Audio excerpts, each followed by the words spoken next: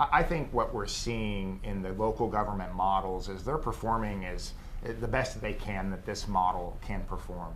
And I think when we look at this thing as systematically, I think that we have to say, okay, what does government look like over the next 5 years, 10 years, 15 years? Do we just say, hey, we'll take some of the assessed value growth and here's the property taxation, we just do business as usual? That's option one. But I think what our community is telling us very loudly is we need you to pivot. Like, we need you to reform. We need you to modernize how you do things.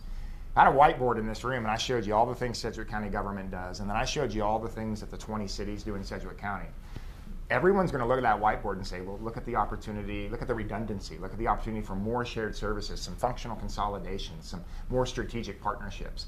And I'm grateful that over the last 2 years, that as I engage the community, but also other electeds and other taxing jurisdictions, everybody is open to the idea to say, hey, let's move this thing forward and modernize the model. When you do that, you're going to find efficiencies. In some regards, you're going to find cost savings. But the model of local government has to pivot, it has to reform, it has to modernize. And when you do that, that's where the efficiencies are found. And I think that's what the constituents right now are demanding of local government. I think we've reached our cap of what we can do at the cost we're doing it. Most people don't want service cuts, particularly in things like public safety, public health, and public works. So it's incumbent on us as local leaders to say, okay, how do we reform this model so we can maintain the same level of service, but do it at a more efficient and more and less cost? And that's the conversation that's happening now, and I'm really hopeful and really optimistic about what this will turn out for us. Anything else you want to add, Tom? Just on behalf of the county real quick, 16 of the functions that the county does is on behalf of the state of Kansas. So as we work through our budget and we look at what we can cut and what we have to leave alone, there are 16 entities that we basically provide boots on the ground service at the direction of the state of Kansas. Statutorily, we can't cut those. So people need to understand that there's stress within the county budget. Secondly, from the county perspective, here's all the things that we're going to try to do to be very transparent and public in our process this year. We've already had a retreat. It's on our website. You can look at it. It was recorded.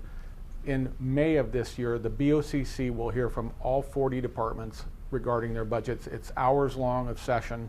All will be streamed, all will be recorded. If you really want to dig into the weeds of what Sedgwick County is spending money on, watch those sessions, and you can watch them at night because they're all recorded.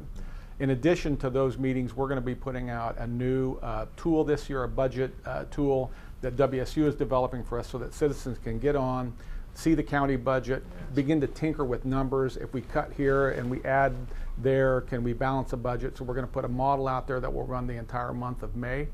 And then, of course, our recommended budget comes out in July, and it will have 2 public meetings, one the day of adoption and one at night. But I would suggest to citizens to engage way before those public meetings if you really want to know what county budget looks like.